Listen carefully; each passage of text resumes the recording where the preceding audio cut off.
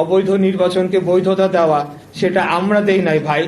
অবৈধ নির্বাচনকে বৈধতা আদালত দিয়েছেন বিচারিক প্রক্রিয়ার মাধ্যমে, সেটাকে মেনে নিতে হবে। সেটা যদি কেউ মানতে অস্বীকার করে তাহলে ধরে নিতে হবে তারা আদালতকে অবমাননা করছে।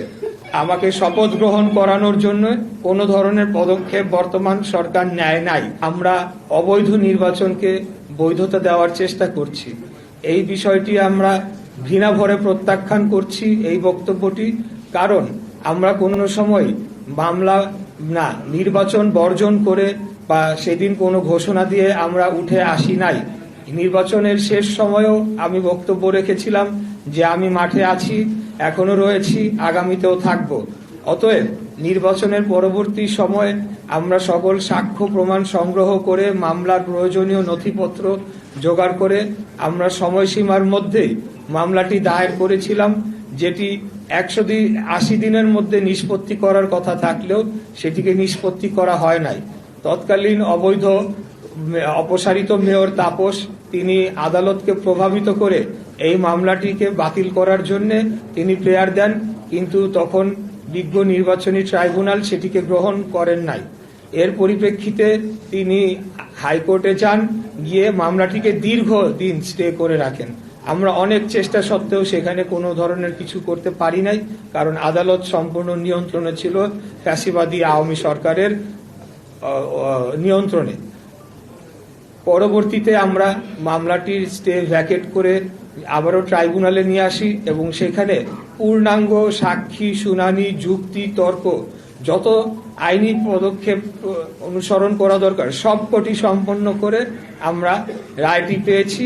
এবং এই রায় পাওয়ার মধ্য দিয়েই সেই যে অপব্যাখ্যা করা হচ্ছিল অবৈধ নির্বাচনকে বৈধতা দেওয়া, সেটা আমরা দেই নাই ভাই। অবৈধ নির্বাচনকে বৈধতা আদালত দিয়েছেন বিচারিক প্রক্রিয়ার মাধ্যমে, সেটাকে মেনে নিতে হবে। সেটা যদি কেউ মানতে অস্বীকার করে তাহলে ধরে নিতে হবে তারা আদালতকে অবমাননা করছে। এরপরের যে বিষয়টিতে আমি আসতে চাই, এই মামলার রায়ের তারিখ 27শে মার্চ 2025। 27শে মার্চ 2025-এ এই মামলার রায়টি আমরা পাই। পরবর্তীতে নির্বাচন কমিশন কর্তৃক গ্যাজেট প্রকাশের তারিখ 27শে এপ্রিল 2025। 27শে এপ্রিল 2025 তারিখে নির্বাচন কমিশন রায়ের কপিটি হাতে পাওয়ার পর তার যে বাধ্যবাধকতা রয়েছে 10 দিনের মধ্যে গ্যাজেট প্রকাশ করার, সেই গ্যাজেটটি তারা প্রকাশ করে। এখানে আরেকটা ধোঁয়াশা মাঝখানে সৃষ্টি করার চেষ্টা করা হয়েছিল, যখন আইন উপদেষ্টা বললেন যে আমাদের কাছে মতামতের জন্য পাঠানো হয়েছে, যেটি নির্বাচন কমিশনের দরকার নেই, তারা স্বাধীন সাংবিধানিক প্রতিষ্ঠান। পরক্ষণেই তিনি বললেন যে কিন্তু আমাদের মতামত না নিয়েই তারা গ্যাজেটটি করে ফেলেছে। এখন গ্যাজেটটি বা আইনি মতামতের জন্য যে ফাইলটি 5 দিন যাবৎ তার টেবিলে পড়েছিল, সেই বিষয়টি কিন্তু উল্লেখ করা হয় নাই।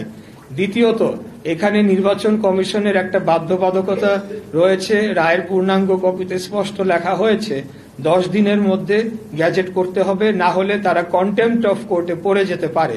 কিন্তু যখন জনগণের সামনে এভাবে উপস্থাপন করা হবে, জনগণ কিন্তু সেটাকে ভিন্নভাবে দেখবে যে আচ্ছা আইন মন্ত্রণালয়কে হয়তো তোয়াক্কা না করে কোনো ধরনের প্রভাব খাটিয়ে নির্বাচন কমিশন থেকে গ্যাজেট করানো হয়েছে কিনা, এই ধরনের একটা চিত্র দেওয়ার চেষ্টা করা হয়েছে, যেটা অত্যন্ত আমি বলবো দুঃখজনক। নির্বাচন কমিশন একটি স্বাধীন সার্বভৌম প্রতিষ্ঠান, তারা আপন গতিতে তারা নিজ সিদ্ধান্তে কাজ করে চলেছে, এই ব্যাপারে আমাদের কোনো কিছু বলার নেই। এখন সর্বশেষ যে বিষয়টি বলতে চাচ্ছি, গ্যাজেট প্রকাশের 20 দিন হয়ে গিয়েছে, এখন পর্যন্ত আমাকে শপথ গ্রহণ করানোর জন্য কোনো ধরনের পদক্ষেপ বর্তমান সরকার নেয় নাই, যেটি কিনা তাদের এখতিয়ারে পড়ে।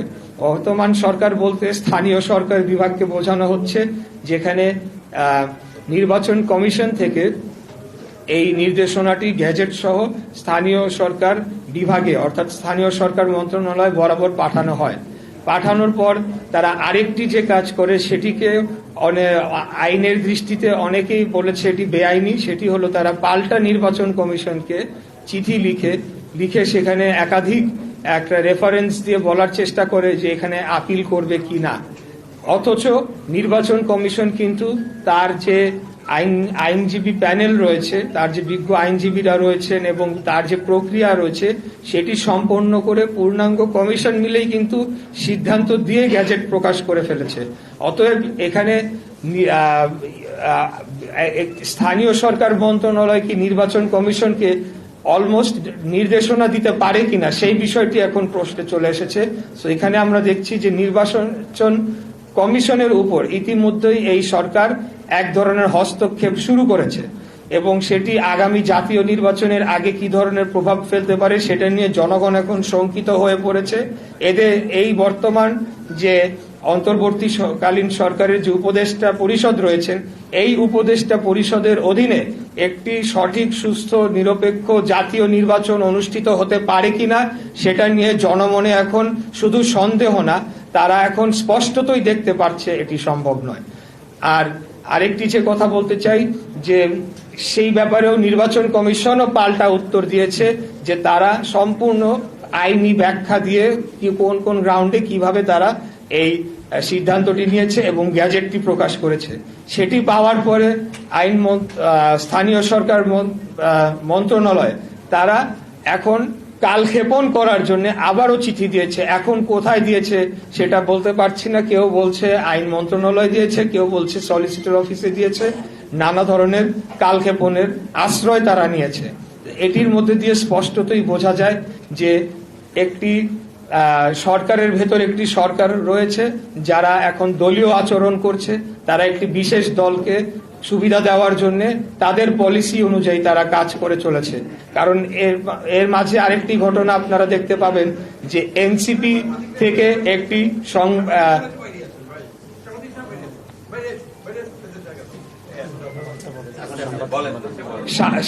এনসিপি একটি তারা বিবৃতি দেয়, সেখানে বলা হয় যে এরকম এই রায়ের বিষয়ে পর্যবেক্ষণ করা হয়, এমনকি যে বিচারক তার ব্যাপারেও বিষোদ্গার করা হয়, যেটি কিনা অত্যন্ত দুঃখজনক। সেটা আমরা আওয়ামী লীগ আমলে দেখতে পেয়েছি যে তাদের পক্ষে কোনো রায় না গেলে সেটা বিচারকদের উপরে তারা টার্গেট করত। বিচারকদের বিষয়ে প্রথমে তারা হুমকি ধামকি দিত, পরবর্তীতে অন্যান্য ব্যবস্থা নেওয়ার কথা বলতো, যেটি কিনা আলামত আমাদের কাছে রয়েছে। আমরা পরবর্তীতে আপনাদেরকে সবকিছু প্রোভাইড করে দিব।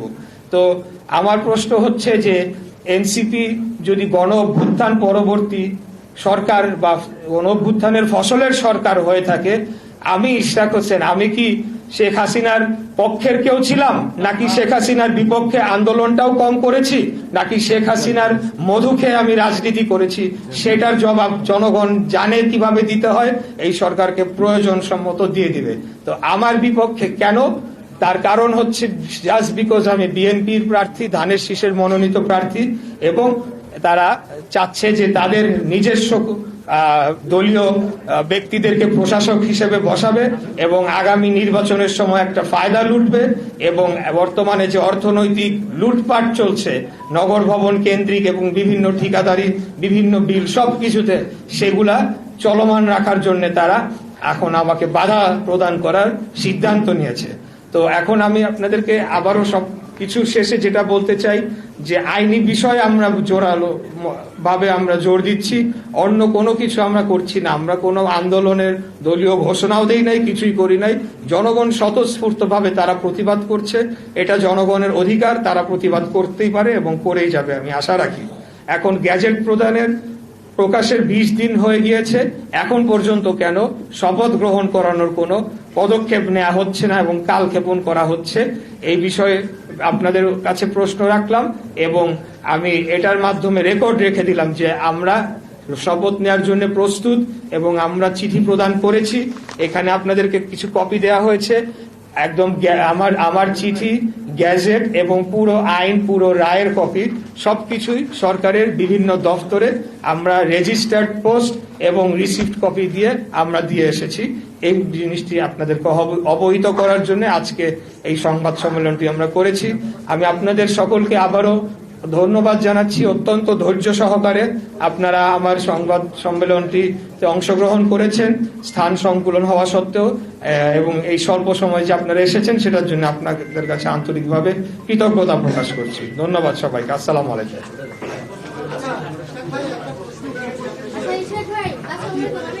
আমাদের থেকে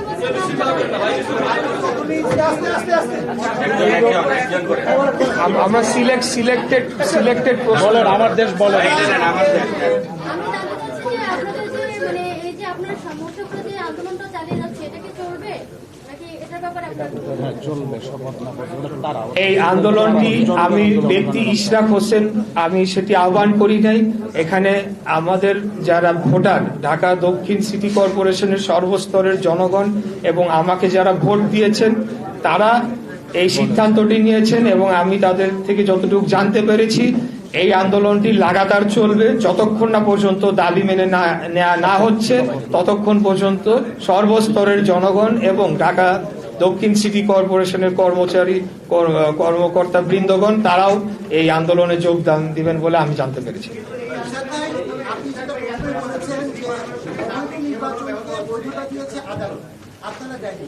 এই বিষয়ে একটা বিষয় আসে, আপনারা রাজনীতিবিদরা যারা আছেন আপনাদের দায় দায়িত্ব কিনা এই বিষয়ের উপর আমি আরেকবার বলি, নির্বাচনটা ছিল সেটা অবৈধ নির্বাচন, প্রত্যেকটা রাজনৈতিক দল বলে এসেছে। দলের মুখ্য বিষয় ছিল প্রত্যেকটা নির্বাচনকে তারা প্রত্যাখ্যান করেছে। তো এই বিষয়ে যখন আদালত বৈধতা দিয়েছে রাজনৈতিক দলের নেতা হিসেবে আপনাদের অবস্থানটা আসলে কি হওয়া উচিত? নির্বাচন অবৈধ আপনাদেরকে আমার যে আইনের যে মূল কপিটা বা আমাদের আবেদনের মূল কপিটা পড়ে দেখতে হবে। সেখানে আমরা স্পষ্ট বলেছি যেই ফলাফলটা ঘোষণা করা হয়েছে এবং যেই গ্যাজেটটা প্রকাশ করা হয়েছে সেটিকে আমরা অবৈধ চেয়ে আমরা আবেদন করেছি। অতএব যখন আমরা অবৈধ বলছি তখন আমরা সেই যে ফলাফলটাকে সেটাকে আমরা মিন করে অবৈধ বলছি।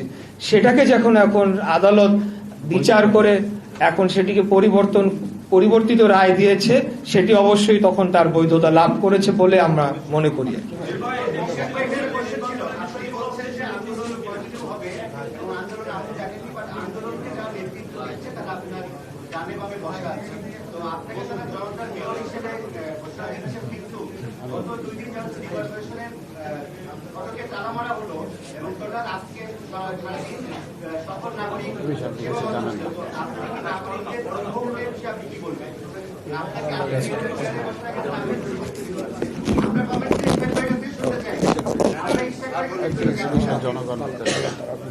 আচ্ছা, আমি শুরুতেই বলেছি যে এই যে আন্দোলনটি করার ঘোষণা অথবা নির্দেশনা কোনোটাই আমি দেই নাই। এখানে জনগণ স্বতঃস্ফূর্ত হয়ে তারা এই আন্দোলনটি করছে এবং ভেতরে কারা তালা দিয়েছে বা বাইরে কারা তালা দিয়েছে সেটা আমার কোনো এই বিষয়ে ধারণা নাই, আমি বলতেও পারবো না। স্বতঃস্ফূর্তভাবে এখানে হাজার হাজার লোক তারা এখানে যোগদান করছে। তো তারা যদি কেউ পদক্ষেপ নিয়ে থাকে তাদের ক্ষোভের থেকে সেটি তারা করছে, সেখানে এই বিষয়ে আমরা অবশ্যই কোনো নির্দেশনা এই ধরনের দিব না। কারণ আমরা বাংলাদেশ জাতীয়তাবাদী দল বিএনপি গণতান্ত্রিক নিয়মতান্ত্রিক রাজনৈতিক ধারায় বিশ্বাসী, আমরা আইনের শাসনে বিশ্বাসী, আমরা আইনের প্রক্রিয়া সেটিকেই আমরা পার্সু করে যাচ্ছি শুরু থেকে। আপনার যে শপথে বিলম্বিত হচ্ছে, জনতার কথা চিন্তা করে যে যারা আন্দোলন করছে সাধারণ মানুষের কথা চিন্তা করে আন্দোলনকে উইথড্র করতে বলবেন। আমি আবার বলছি এই আন্দোলন যেহেতু আমি সেই আন্দোলনের ঘোষণা দেই নাই, আদেশ নির্দেশনা কিছুই দেই নাই, তো সেই ক্ষেত্রে আমি তাদেরকে আন্দোলনের জন্য যে তারা পদক্ষেপ নিচ্ছে সেটি অবশ্যই আমি তাদেরকে বলবো যে তারা যাতে এমন কিছু না করে যেটা জনদুর্ভোগের সৃষ্টি হয়, কিন্তু পাশাপাশি তাদের আন্দোলন করার অধিকারকেও আমি না বলতে পারি না। তারা বাংলাদেশের সংবিধান অনুযায়ী এখন সবখানে যদি আন্দোলন হয়, তারা যদি আন্দোলন করে, আমি তাদেরকে কিভাবে তাদের মৌলিক অধিকার থেকে বঞ্চিত করার নির্দেশনা দিতে পারি? রাজনৈতিক দলকে আপনি দোষী করছেন কিনা? আপনার যে শপথ গ্রহণ বিলম্বিত হচ্ছে এই জন্য স্পেসিফিকভাবে কোন রাজনৈতিক দলকে আপনি দোষী করছেন কিনা? আমি এই জন্য কোন রাজনৈতিক দল বা কোন এক ব্যক্তি বা কোন এমনকি সরকারকেও দোষারোপ করছি না। আমরা এটার সমাধান চাচ্ছি, এটাই আমরা সমাধান চাচ্ছি। এবং আমাদের কাছে মনে হচ্ছে যে ধানের শীষের প্রার্থীর প্রতি বৈষম্য করা হচ্ছে। এই মামলাটি ছিল তাপস নৌকার প্রার্থী নুরুল হুদা তাদের বিরুদ্ধে, তো তাদের পক্ষ হয়ে এখন কারা এই মামলায় বাধা দান করতে পারে? তাহলে তো তারা সেই দোসরদেরই লোক হয়ে গেল, তাই না?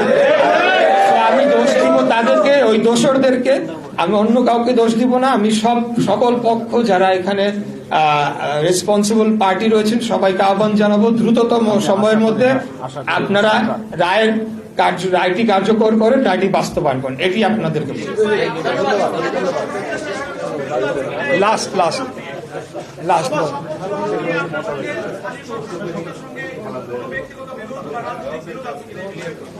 স্থানীয় সরকার উপদেষ্টা কেন, কোন উপদেষ্টার সাথে আমার ব্যক্তিগত বিরোধও নাই, ব্যক্তিগত সম্পর্ক নাই।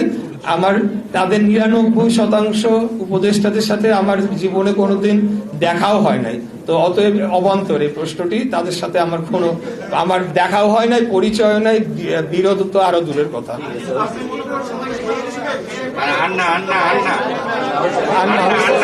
ধন্যবাদ। ওকে, স্মার্টলি আনসার। ভাই অনেক সুন্দর, ভালো হয়েছে, ভালো ডেলিভারি।